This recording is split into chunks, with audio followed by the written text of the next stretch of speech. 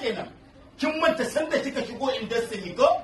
A takaice, a wulakance, riga daban, zani daban, dan kwali daban, budu kina neman ina da quality. Amma yau kin yi abin kai. Har kike gaya mun ba za ki fim ɗina ba, to ki je ki tambaya a industry tun kafin ki shigo waye mai sana'a a gaya miki waye ni. Na buga da manyan kwari baranta na ke karan kaɗaniya, wace ce ke?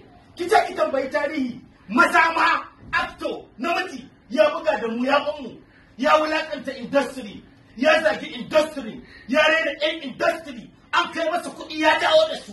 Za a sha powers a yi wulakanci a mai da kuɗi a zagi harka. Yayi ya gama. Yau rayuwa ya ta kasance mar yana nan a Kaduna an bude shagon lemo da gurguru, wannan izina ce.